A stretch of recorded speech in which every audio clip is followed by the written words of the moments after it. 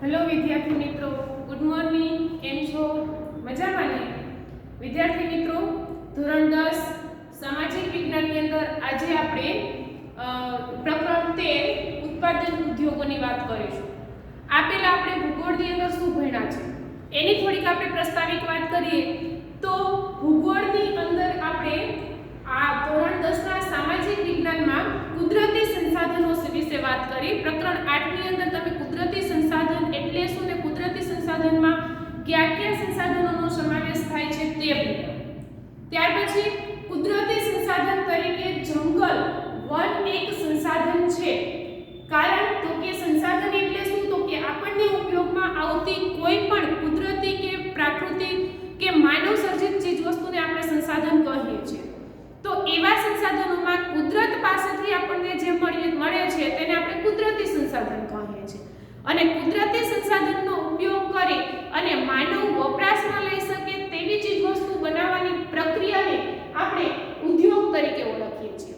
ઉદ્યોગની વાત આવી એટલે કુદરતી સંસાધન શું છે તે સમજવું જરૂરી બને છે.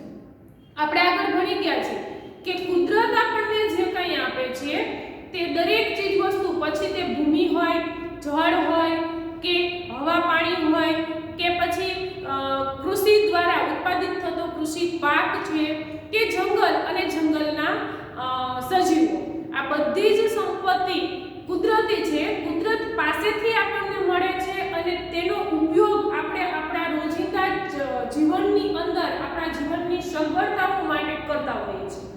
તો એ દરેક ચીજ વસ્તુને આપણે કુદરતી સંસાધન તરીકે ઓળખીએ છીએ અને કુદરતી સંસાધન તરીકે આપણે જંગલ સંસાધન, કૃષિ સંસાધન અને જળ સંસાધન અને ખનિજ સંસાધન વિશે ભણ્યા. હવે આજે આપણે ભણવાના છીએ એ કુદરતી સંસાધનનો ઉપયોગ કરી અને જરૂરિયાતી ચીજ વસ્તુ બનાવતી એક પ્રક્રિયા, અને એ પ્રક્રિયા એટલે તો કે ઉત્પાદન ઉદ્યોગ. ઉદ્યોગોની આપણે વાત કરવાના છે તો તમને ખ્યાલ આવે કે ઉદ્યોગ એટલે શું એવો પ્રશ્ન થાય તો ધોરણ 8 ની અંદર તમે ઉદ્યોગ કોને કહેવાય ભણી ગયા છો.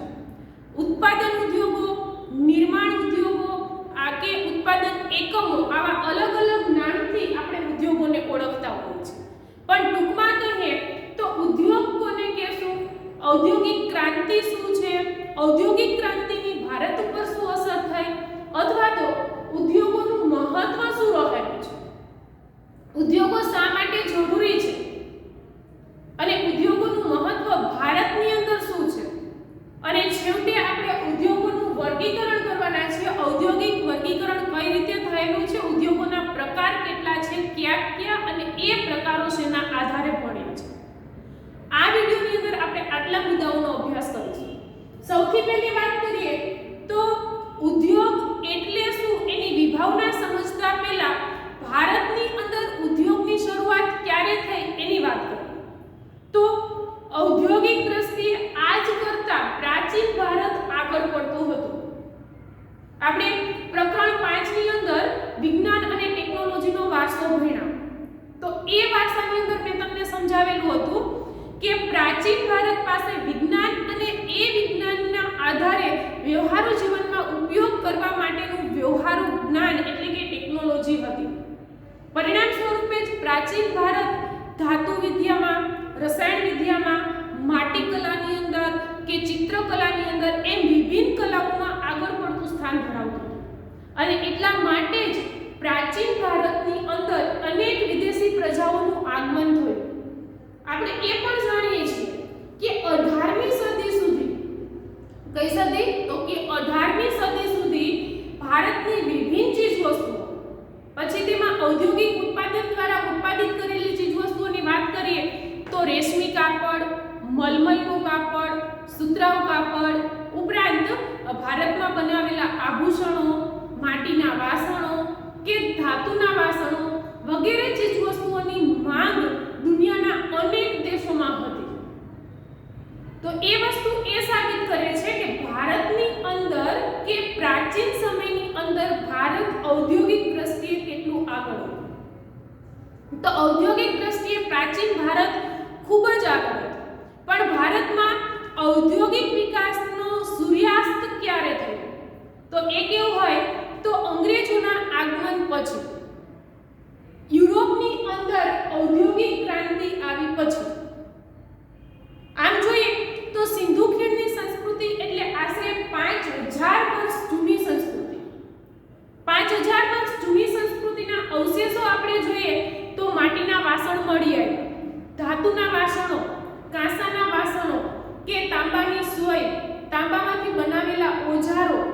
વિવિધ પ્રકારના આભૂષણો, મોતી કે મોતીના બનાવેલા આભૂષણો કે મોતીની બનાવેલી ગૃહ સુશોભનની ચીજવસ્તુઓ, આવું આપણને 5000 વર્ષ જૂની જે આપણી સિંધુ ખીણની સંસ્કૃતિ છે તેના અવશેષો લોથલ, મોહેંજો-દડો કે ધોળકામાંથી મળી આવ્યા.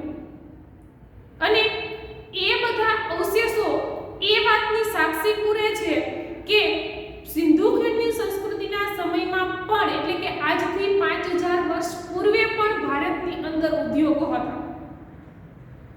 આપણે ધોળાવીરાના અવશેષો જોઈએ તો ત્યાંથી એક મણકા બનાવવા માટેની ફેક્ટરી મળી આવી. મણકા એટલે શું? તો કે મોતી. દરિયાઈ પથ્થરનો ઉપયોગ કરી અને તેમાંથી મોતી બનાવવા માટેની એક ફેક્ટરીના અવશેષો ધોળાવીરામાંથી મળી આવ્યા છે. તો એ વસ્તુ સાબિત કરે છે કે ધોળાવીરાની અંદર મોતી બનાવવાનું કારખાનું હશે. તો લોથલમાંથી તાંબાના વાસણો, કાંસાના વાસણો કે તાંબાની સોય મળી આવી. તો એ વસ્તુ એ સાબિત કરે છે કે ગુજરાતનું એ સમયનું લોથલ બંદર છે તે ઔદ્યોગિક વિકાસની દ્રષ્ટિએ આગળ હશે. તો આવા તો અનેક અવશેષો આપણને સિંધુ ખીણની સંસ્કૃતિમાંથી મળી આવ્યા છે. તો એ વસ્તુ એ સાબિત કરે છે કે ભારત 5000 વર્ષ પૂર્વે પણ ઔદ્યોગિક દ્રષ્ટિએ વિકસિત રાષ્ટ્ર હતું કે સમૃદ્ધ રાષ્ટ્ર હતું. અરે ત્યાં સુધીની વાત કરી મેં તમને કે 18મી સદી સુધી ભારત છે તે અનેક ચીજવસ્તુનું નિકાસ કરતું એકમ હતું. આપણે બધા જાણીએ છીએ કે કોન્સ્ટેન્ટિનોપલ તુર્ક ઇસ્લામોએ જીતી લીધું એટલે યુરોપિયન પ્રજાને ભારત સાથેનો વેપાર નબળો પડી ગયો. યુરોપના અનેક દેશોમાં આપણું સુતરાઉ કાપડ જતું. ક્યાં સુધી? તો કે 15મી સદી સુધી. 15મી સદી બાદ પણ અંગ્રેજો જ્યારે ભારત આવ્યા તો પણ ભારતમાં ઉત્પાદિત ચીજવસ્તુની નિકાસ થતી. ક્યાં સુધી? તો કે ઔદ્યોગિક ક્રાંતિ આવી ત્યાં સુધી. પણ ઔદ્યોગિક ક્રાંતિ એટલે શું એ પછી હું તમને સમજાવું.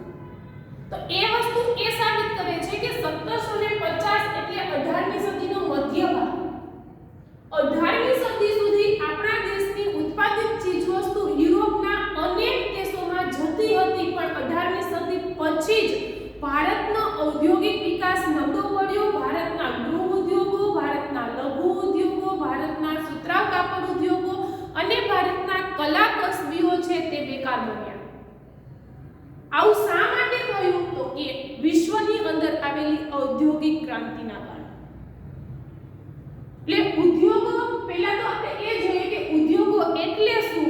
તો કે કુદરતી સંસાધનનો ઉપયોગ કરી અને તેમાંથી વપરાશી ચીજવસ્તુ બનાવવા માટેનું એકમ એટલે ઉદ્યોગ.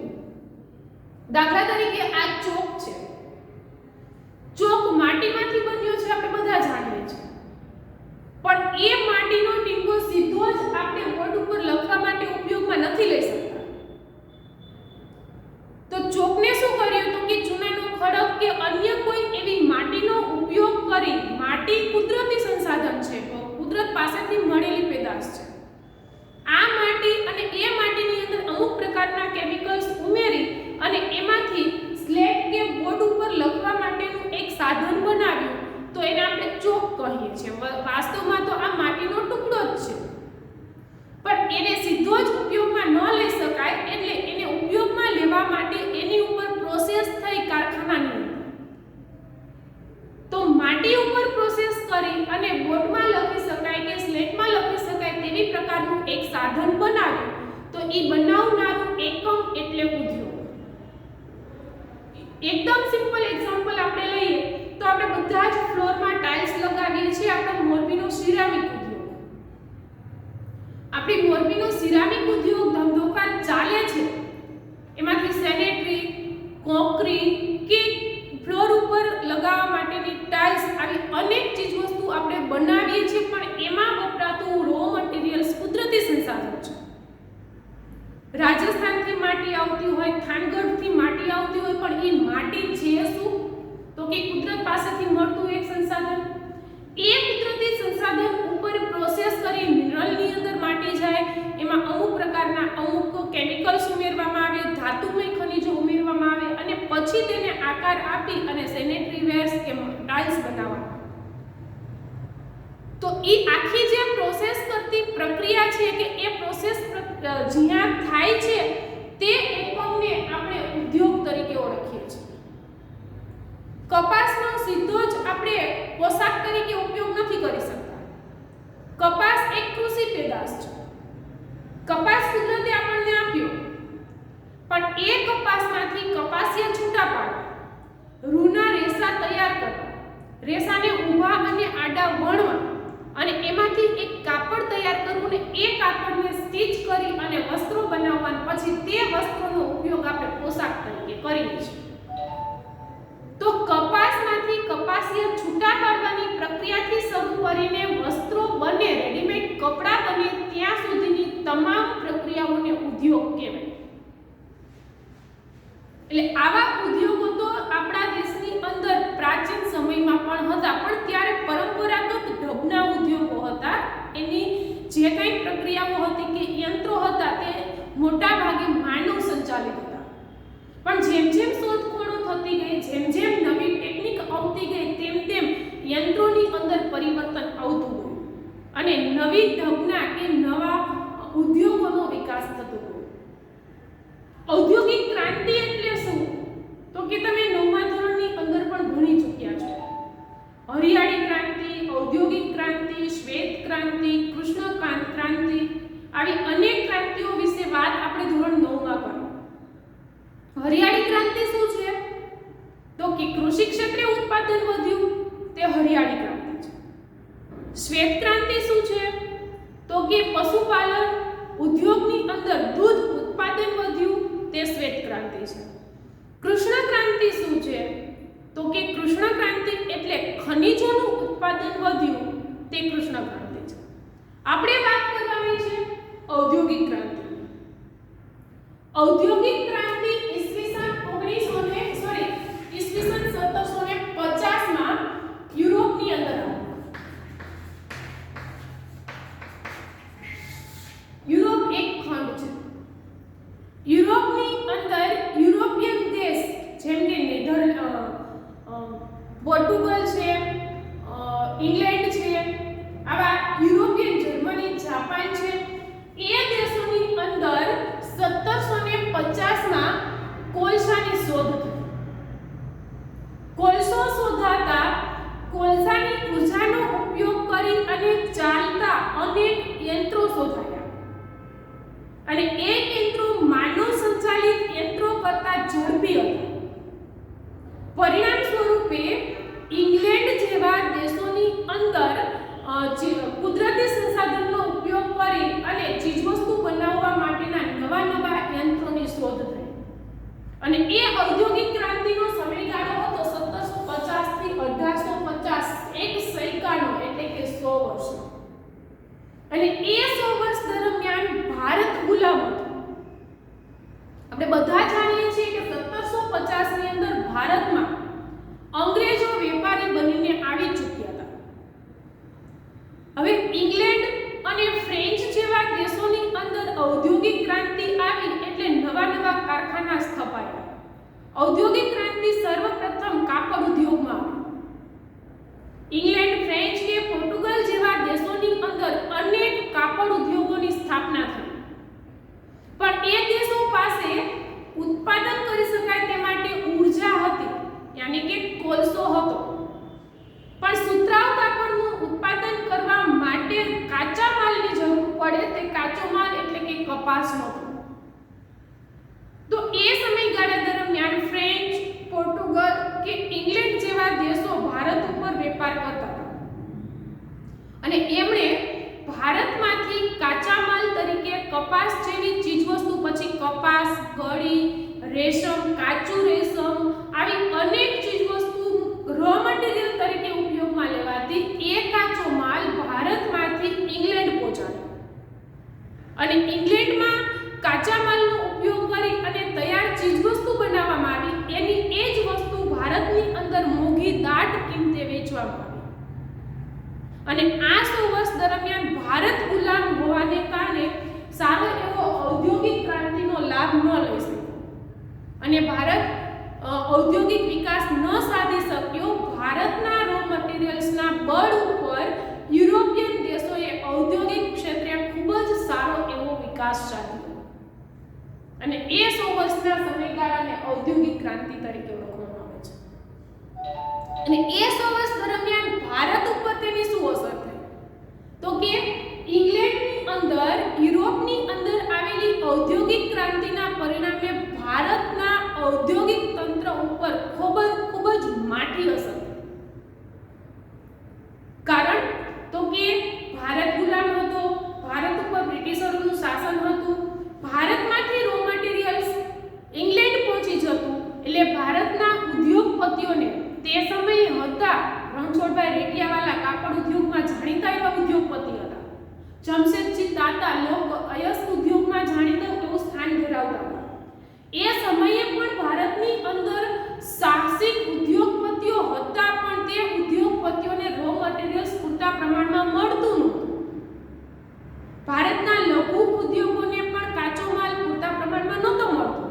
કારણ તો કે ભારતનો કાચો માલ તો ઇંગ્લેન્ડ જતો હતો એટલે ભારતના ઉદ્યોગોને કાચો માલ પૂરતા પ્રમાણમાં ન મળ્યો. પરિણામ સ્વરૂપે એ સમયે ભારતના નાના ઉદ્યોગો, લઘુ ઉદ્યોગો, ગૃહ ઉદ્યોગો કે ભારતના કસબી ઉદ્યોગો નબળા પડ્યા અને પડી ભાંગ્યા. એટલે ભારત એ સમયથી 1750 પછીથી ઔદ્યોગિક દ્રષ્ટિએ નબળું પડ્યું. ઉદ્યોગોનું મહત્વ શું છે તો કે કોઈ પણ દેશના આર્થિક વિકાસનો પાયો ઉદ્યોગો જ છે.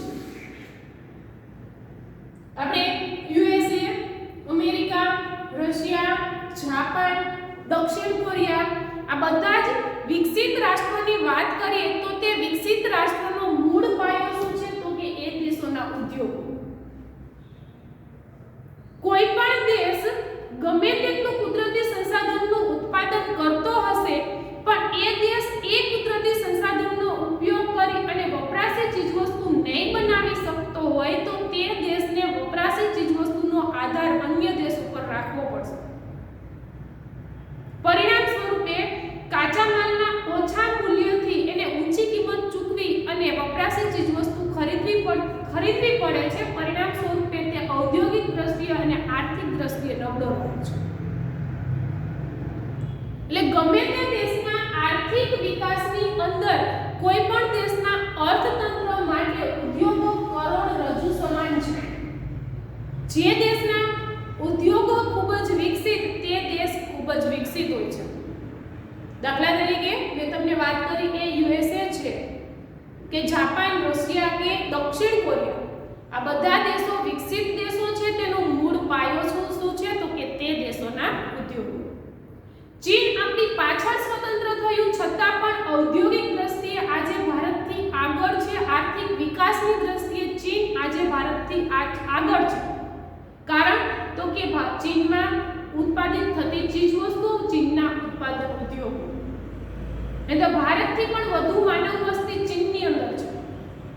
છતાં ભારત કરતા પાછળ સ્વતંત્ર થયું છે છતાં પણ ચીનની અંદર આર્થિક વિકાસ ભારત કરતા વધ્યો છે. એનું મૂળ કારણ શું છે તો કે ચીનના ઉદ્યોગો. એટલે જે દેશના ઉદ્યોગો વધુ મજબૂત હશે તે દેશનું અર્થતંત્ર એટલું જ મજબૂત હશે. એ દેશની આર્થિક વ્યવસ્થા પણ એટલી જ મજબૂત હશે.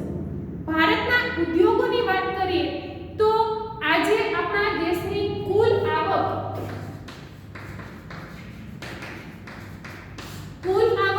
29% હિસ્સો ઉદ્યોગમાંથી પ્રાપ્ત થાય છે. ઘણી સારી વાત કહેવાય. આમ જોઈએ તો ભારતના ઔદ્યોગિક વિકાસનો આરંભ તો 1991 માં થયો. ખરેખર તો 1990 સુધી ભારત ઔદ્યોગિક દ્રષ્ટિએ ઘણો પાછળ હતો.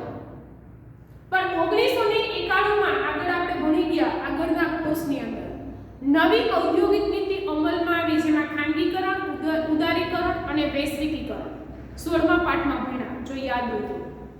આ ત્રણ નવી ઔદ્યોગિક નીતિ અમલમાં આવી ત્યાર પછી ભારતનો ઔદ્યોગિક વિકાસનો આરંભ થયો.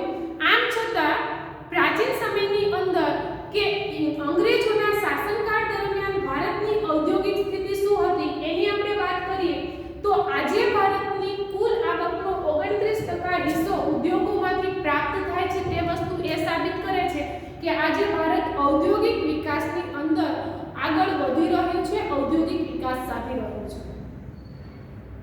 અંગ્રેજોના શાસનકાળ દરમિયાન ભારતની અંદર ઉદ્યોગોને આધુનિક ઢબના ઉદ્યોગો, મેં તમને કહ્યું કે ભારતમાં તમે એમ કહેશો કે હજુ તમે હમણાં તો એવું કહેતા હતા કે 5000 વર્ષ પૂર્વે પણ ભારતમાં ઉદ્યોગો હતા, તો એ વાત સાચી છે, વાસ્તવિક છે, પણ હું તમને એ વાત કરું છું કે ઔદ્યોગિક ક્રાંતિ આવી પછી, ઔદ્યોગિક ક્રાંતિ વિશ્વની અંદર આવી ત્યાર પછી આધુનિક ઢબના ઉદ્યોગો ભારતમાં ક્યારે શરૂ થયા?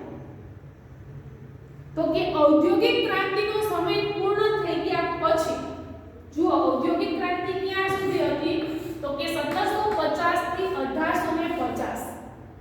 પણ ભારતમાં આધુનિક ઢબના ઉદ્યોગોની શરૂઆત થઈ 1853 થી.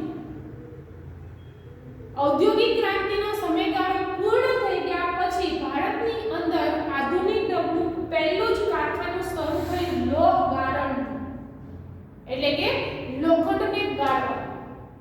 ઈસવીસન 1853 માં લોખંડને ગાળવા માટેનું પ્રથમ કારખાનું ચારકોલની અંદર શરૂ થયું, પણ એ કારખાનું લાંબા સમય સુધી ચાલ્યું નહીં, તેમાં નિષ્ફળતા મળી. મૂળ કારણ શું? તો કે અંગ્રેજોનું શાસન.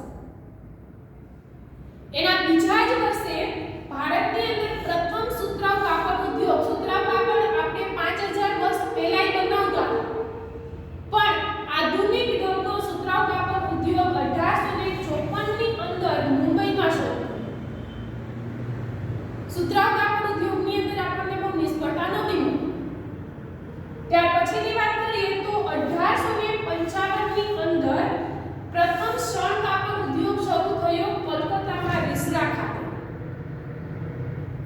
લોખંડ પોલાદ ઉદ્યોગોની અંદર આપણે બહુ ચડાવ ઉતાર જોયા છે. ચારકોલ ખાતે 1853 માં પહેલો લોખંડ ઉદ્યોગ શરૂ થયો. લાંબા સમય સુધી ન ચાલતા લોખંડ પોલાદનું એ કારખાનું ચારકોલ એકમ છે તે બંધ કરવામાં આવ્યું. ત્યાર પછી ઈસવીસન 1874 માં લોખંડ પોલાદ માટેનું એક બીજું કારખાનું શરૂ થયું કુલટીમાં. પણ કુલટી ખાતે શરૂ થયેલું આ કારખાનું પણ લાંબા સમય સુધી ન ચાલ્યું, બંધ થયું. એનું એ જ કારખાનું, કુલટીનું જ કારખાનું ઈસવીસન 1881 માં ફરીથી શરૂ કરવામાં આવ્યું. પણ સરકાર સંચાલિત લોખંડ પોલાદ કારખાનામાં આપણે એ સમયે અંગ્રેજોના શાસનકાળ દરમિયાન બહુ લાંબી સફળતા ન મળી. પરિણામ સ્વરૂપે અંગ્રેજોના શાસનકાળ દરમિયાન જ અંગ્રેજ સરકારની પરવાનગીથી ઈસવીસન 1907 માં ખાનગી ક્ષેત્રનું લોખંડ પોલાદનું પહેલું કારખાનું શરૂ થયું જમશેદપુરની અંદર. સરકાર સંચાલિત નહોતું, જાહેર નહોતું. કેવું હતું? તો કે ખાનગી. અને આ જમશેદપુર ઝારખંડ ખાતે જમશેદપુરની અંદર શરૂ થયેલું આ લોખંડ પોલાદનું કારખાનું શરૂ કરનાર સાહસિક ઉદ્યોગપતિ હતા જમશેદજી ટાટા. અને ત્યાર પછી 1907 પછી ભારતની અંદર ખૂબ જ સારો એવો લોખંડ પોલાદ ઉદ્યોગોનો વિકાસ થયો.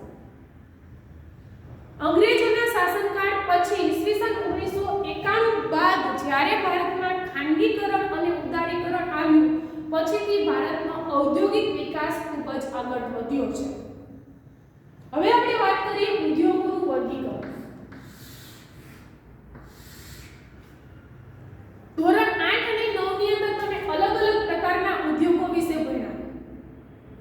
કેટલીક વખત આપણે એમ કહીએ કે આખો પાઠ તમે સમજશો એટલે મોટા પાયા પરના ઉદ્યોગો, નાના પાયા પરના ઉદ્યોગો, લઘુ ઉદ્યોગો કે ભારે ઉદ્યોગો, કૃષિ આધારિત ઉદ્યોગો, ખનિજ આધારિત ઉદ્યોગો, ખાનગી માલિકીના ઉદ્યોગો, જાહેર ઉદ્યોગો, સંયુક્ત માલિકીના ઉદ્યોગો કે સહકારી મંડળી દ્વારા ચાલતા ઉદ્યોગો. આવા અનેક ઉદ્યોગોના નામ તમે સાંભળ્યા હશે, પણ વાસ્તવમાં તે ઉદ્યોગોના પ્રકાર કઈ રીતે પડે છે, એનું વર્ગીકરણ કઈ રીતે થયેલું છે, તો કે 4 વિભાગમાં. ઉદ્યોગોનું વર્ગીકરણ મુખ્યત્વે 4 વિભાગમાં થયું છે. પહેલો વિભાગ છે માનવ શ્રમના આધારે. બીજો વિભાગ છે કાચા માલના સ્ત્રોતના આધારે, એટલે કાચો માલ ક્યાંથી પ્રાપ્ત પ્રાપ્ત થાય છે તેમના પ્રાપ્તિ સ્થાનના આધારે. ત્રીજો પ્રકાર છે કે વિભાગ છે માલિકીના આધારે. અને ચોથો પ્રકાર છે કાચા માલના પ્રકારને આધારે. ચાર પ્રકારે ઉદ્યોગોના પ્રકાર પડે છે. એમાં સૌથી પહેલી વાત કરીએ તો માનવ શ્રમના આધારે. માનવ શ્રમ એટલે અહીં આપણે વાત કરીશું શ્રમિકોની સંખ્યા. શ્રમિકોની સંખ્યાને આધારે ઉદ્યોગોના બે પ્રકાર પડે છે. એમાંનો પહેલો પ્રકાર છે મોટા પાયા પરના ઉદ્યોગો અને બીજો પ્રકાર છે નાના પાયા પરના ઉદ્યોગો. હવે તમે કહેશો કે મોટા પાયા પરના ઉદ્યોગો એટલે શું? તો કે એવા ઉદ્યોગો કે જે ઉદ્યોગોની અંદર શ્રમિકોની સંખ્યા ખૂબ જ વધુ હોય છે, હજારોની માત્રામાં શ્રમિકોની સંખ્યા જે ઉદ્યોગોમાં સચવાતી હોય છે, એ ઉદ્યોગને મોટા પાયા પરના ઉદ્યોગો કહેવાય. દાખલા તરીકે સુતરાઉ કાપડ ઉદ્યોગ. આજે 5 લાખ કરતા પણ વધુ શ્રમિકો સુતરાઉ કાપડ ઉદ્યોગની અંદર સચવાયેલા છે. તો એ ઉદ્યોગોને આપણે મોટા પાયા પરના ઉદ્યોગો કહીએ છીએ, કેમ કે એ ઉદ્યોગને ચલાવવા માટે કોઈ 20, 25, 30, 35 કે 100, 200 શ્રમિકો નહીં, પરંતુ હજારોની સંખ્યામાં શ્રમિકોની જરૂર પડે છે. તો એ ઉદ્યોગને મોટા પાયા પરના ઉદ્યોગ તરીકે ઓળખવામાં આવે છે. ત્યાર પછી માનવ શ્રમના આધારે બીજો પ્રકાર લઈએ તો નાના પાયા પરના ઉદ્યોગ. એ ઉદ્યોગ એટલે ક્યાં?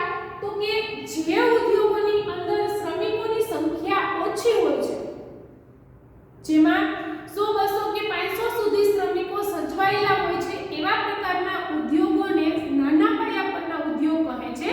દાખલા તરીકે આપણો મોરબીનો સિરામિક ઉદ્યોગ. મોરબીના સિરામિક ઉદ્યોગની અંદર શ્રમિકોની સંખ્યા વધીને 500, 1000 હોય છે, એટલી વધુ હોતી નથી. તો આપણે એ ઉદ્યોગને નાના પાયા પરનો ઉદ્યોગ ગણાવી શકીએ.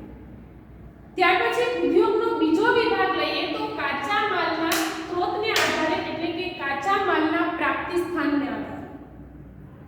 ઉદ્યોગની અંદર ઉત્પાદિત થતી ચીજવસ્તુ માટેનો કાચો માલ ક્યાંથી પ્રાપ્ત થાય છે, એના આધારે ઉદ્યોગના બે પ્રકાર છે. એક છે કૃષિ આધારિત ઉદ્યોગ અને બીજું છે ખનિજ આધારિત ઉદ્યોગ. જો કાચો માલ કૃષિની પેદાશ હશે, કાચો માલ ઉદ્યોગની અંદર વપરાતો કાચો માલ કૃષિની પેદાશ હશે, તો તેને કૃષિ આધારિત ઉદ્યોગ કહેવાય. દાખલા તરીકે સુતરાઉ કાપડ ઉદ્યોગ, શણ કાપડ ઉદ્યોગ, ઊની કાપડ ઉદ્યોગ, ખાંડ ઉદ્યોગ, આ બધા ઉદ્યોગો કૃષિ આધારિત ઉદ્યોગ છે. કારણ તો કે સુતરાઉ કાપડ બનાવવા માટે કાચા માલ તરીકે કપાસની જરૂર પડે છે. તો કપાસ ક્યાંથી મળે છે? તો કે કૃષિ દ્વારા. શણ કાપડ બનાવવા માટે શણની જરૂર પડે છે. તો શણ શું છે? તો કે એક પ્રકારનો કૃષિ પાક છે. ખાંડ ઉદ્યોગની અંદર ખાંડ કે ગોળ બનાવવા માટે શેરડીની જરૂર પડે છે. તો શેરડી ક્યાંથી મળે છે? તો કે કૃષિ દ્વારા. કાગળ ઉદ્યોગ, કાગળ બનાવવા માટે વનસ્પતિજન્ય કચરાની જરૂર પડે છે. તો એ વનસ્પતિજન્ય કચરો ક્યાંથી મળે છે? તો કે કૃષિ પાક લઈ લીધા પછી વધેલો કૃષિ કચરો. તો આ બધા ઉદ્યોગોને આપણે કૃષિ આધારિત ઉદ્યોગો ગણાવી શકીએ, કારણ કે તેની અંદર વપરાતો કાચો માલ કૃષિની પેદાશ છે. એવી જ રીતે ખનિજ આધારિત ઉદ્યોગો, એવા ઉદ્યોગો કે જેમાં વપરાતો કાચો માલ ખનિજ પેદાશ હોય, જેમ કે પૃથ્વીના પેટાળમાંથી મળતો હોય. દાખલા તરીકે લોખંડ ગાળવાનો ઉદ્યોગ, તાંબુ ગાળવાનો ઉદ્યોગ, એલ્યુમિનિયમ ઉદ્યોગ, સિમેન્ટ ઉદ્યોગ, આપણો સિરામિક ઉદ્યોગ, આ બધા ઉદ્યોગો ખનિજ આધારિત ઉદ્યોગો છે. તમે કહેશો કઈ રીતે? તો કે લોખંડ ગાળવા માટે શેની જરૂર પડે? તો કે લોહ અયસ્કની, કાચા લોખંડની જરૂર પડે. તો એ કાચું લોખંડ પૃથ્વીના પેટાળમાંથી ખનિજ સ્વરૂપે મળે છે. પેટ્રોલિયમ પેદાશના ઉદ્યોગો, તો એમાં પેટ્રોલિયમ પેદાશ ખનિજ તેલ જરૂર પડે છે. એવી જ રીતે આપણો સિરામિક ઉદ્યોગ, એમાં વપરાતી માટી ખનિજ છે એક પ્રકારે. તો એ ઉદ્યોગને પણ કેવો ઉદ્યોગ કહેવાય? તો ઉદ્યોગ કહેવાય. એવી જ રીતે ઉદ્યોગનો ત્રીજો પ્રકાર લઈએ તો માલિકીના આધારે. જે ઉદ્યોગ ચલાવવા માટે માલિકની જરૂર પડે છે તે માલિકના આધારે ઉદ્યોગોના 4 પ્રકાર પડે છે. એમાંનો એક પ્રકાર છે ખાનગી માલિકી. ખાનગી માલિકીના ઉદ્યોગો એટલે જે ઉદ્યોગ છે તે ઉદ્યોગના માલિક ખાનગી હોય, પછી એક કે એકથી વધુ હોય પણ પાર્ટનરશિપમાં હોય. જેને જેટલા રૂપિયા રોક્યા છે એટલા ટકા કે એટલા શેર એનો ભાગ હોય છે. ટૂંકમાં કહીએ તો એવી પ્રકારનો ઉદ્યોગ કે જેમાં સરકારનો કોઈ જ હસ્તક્ષેપ નથી, ખાનગી માલિકો દ્વારા ચાલે છે, તો એ ઉદ્યોગને ખાનગી માલિકીના ઉદ્યોગ કહેવાય. દાખલા તરીકે આપણા તમામ સિરામિક ઉદ્યોગો કે જેમાં સરકારનો હસ્તક્ષેપ નથી, ખાનગી માલિકો ચલાવે છે, તો એને આપણે ખાનગી માલિકીના ઉદ્યોગ તરીકે ઓળખીએ છીએ. બીજો પ્રકાર છે જાહેર ક્ષેત્રના ઉદ્યોગો. જાહેર ક્ષેત્રના ઉદ્યોગો એટલે એવી પ્રકારના ઉદ્યોગો કે જેમનો માલિક સરકાર છે, સરકાર સંચાલિત છે. જેમ કે ભિલાઈ લોખંડ પોલાદ ઉદ્યોગ. ભિલાઈ લોખંડ પોલાદ ઉદ્યોગની અંદર જે લોખંડ ગાળવામાં આવે છે, લોખંડ ગાળ્યા પછી જે માલનું વેચાણ કરવામાં આવે છે, તે તમામ પ્રક્રિયા સરકાર સંચાલિત છે, તો તેને જાહેર ક્ષેત્રના ઉદ્યોગ તરીકે ઓળખાવી શકાય. ત્યાર પછી ત્રીજો પ્રકાર છે સંયુક્ત સાહસ. સંયુક્ત ઉદ્યોગ. હવે તમે કહેશો સંયુક્ત સાહસ એટલે કોણ? તો કે અમુક ટકા સરકારની માલિકી હોય, અમુક ટકા ખાનગી માલિકી હોય. દાખલા તરીકે સરકારનું એકમ છે અને ખાનગી માલિકને ચલાવવા માટે કે સંચાલન માટે સોંપવામાં આવ્યું છે. સરકાર અને ખાનગી માલિક વચ્ચે કાં તો 50% કાં તો 60-40% રેશિયા ઉપર ડીલ થયેલી છે. એવી પ્રકારના ઉદ્યોગને સંયુક્ત સાહસ તરીકે ઓળખવામાં આવે છે, જેમાં માલિકી સરકારની હોય અને સંચાલન ખાનગી માલિક કરતો હોય, કાં તો માલિકી ખાનગી હોય અને સંચાલન સરકાર કરતી હોય. ટૂંકમાં કહીએ તો ખાનગી માલિક અને સરકાર વચ્ચે એક પાર્ટનરશિપ થયેલી છે અને એના દ્વારા ચાલતો જે ઉદ્યોગ છે તેને સંયુક્ત સાહસ તરીકે ઓળખવામાં આવે છે. ત્યાર પછીનો ઉદ્યોગનો ચોથો પ્રકાર છે સહકારી મંડળીના ઉદ્યોગ. આમાં કોઈ એક જ વ્યક્તિ માલિક નથી કે નથી સરકાર માલિક, પણ સહકારી મંડળીની અંદર સરકારે ની મંજૂરી લઈ અને એક ટ્રસ્ટ બનાવવામાં આવે છે. જે તે ઉદ્યોગનો માલિક આખું ટ્રસ્ટ છે. ટ્રસ્ટની અંદર 5, 10, 15 એમ અલગ અલગ સભ્યો હોય છે. ઉદ્યોગ નફો કરે તો આખા ટ્રસ્ટને આધીન છે, ઉદ્યોગ ખોટ કરે તો આખા ટ્રસ્ટને આધીન છે. જે ઉદ્યોગ બેંક પાસેથી લોન લે છે તો તે લોનને જવાબદાર આખું ટ્રસ્ટ છે. ટ્રસ્ટ સંચાલિત જે ઉદ્યોગો છે તે ઉદ્યોગોને સહકારી મંડળીના ઉદ્યોગો કહે છે.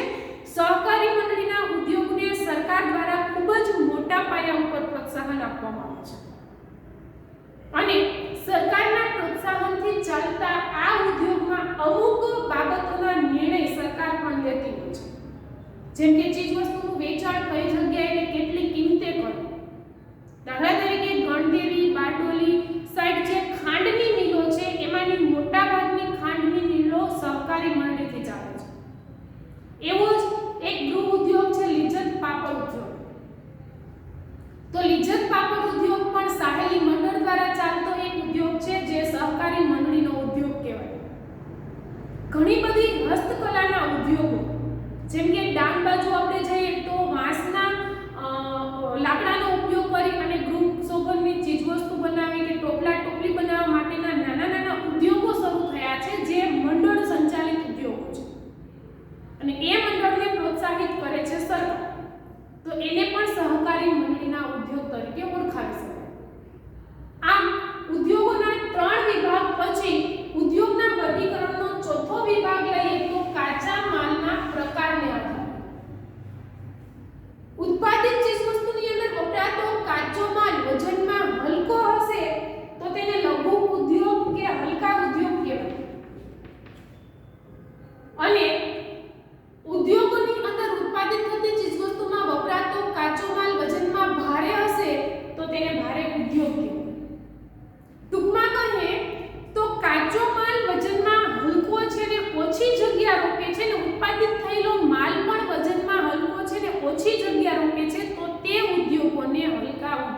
લઘુ ઉદ્યોગ કહેવાય. દાખલા તરીકે કાગળ ઉદ્યોગ, સિલાઈ મશીનને સ્પેર પાર્ટ્સને લગતા ઉદ્યોગ. આપણે રાજકોટની અંદર જઈએ તો રાજકોટની અંદર એન્જિનિયરિંગ ઉદ્યોગો ચાલે છે કે નાની એવી ડબ્બીમાં એવા નાના નાના સ્પેર પાર્ટ્સ છે તે સમાઈ જતા હોય છે.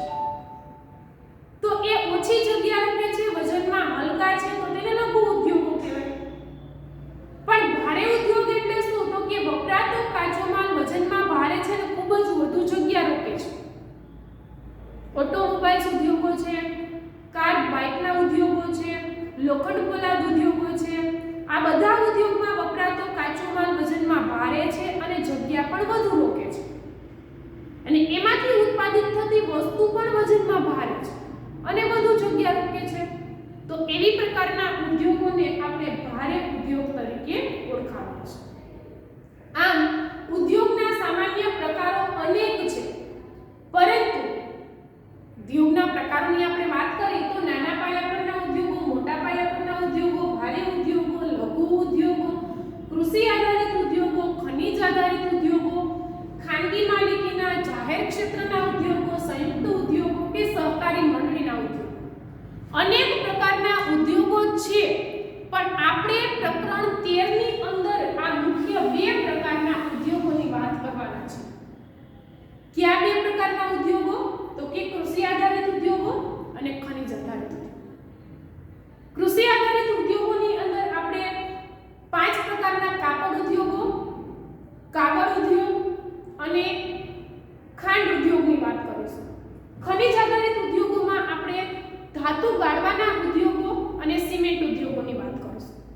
અને પરિવહન ઉદ્યોગ વિશે આપણે ભણવાના છીએ, જેમાં પરિવહનના સાધનો બનાવતા ઉદ્યોગો. આટલા ઉદ્યોગો વિશે આપણે પ્રકરણ 13 ની અંદર ભણવાના છીએ. પણ આગળ આપણે કૃષિ આધારિત ઉદ્યોગો વિશે ભણીશું, જેમાં સુતરાઉ કાપડ ઉદ્યોગથી આપણે શરૂઆત કરીશું. પણ એ હવે પછીના વિડિયોની અંદર નેક્સ્ટ વિડિયોમાં અભ્યાસ કરીશું.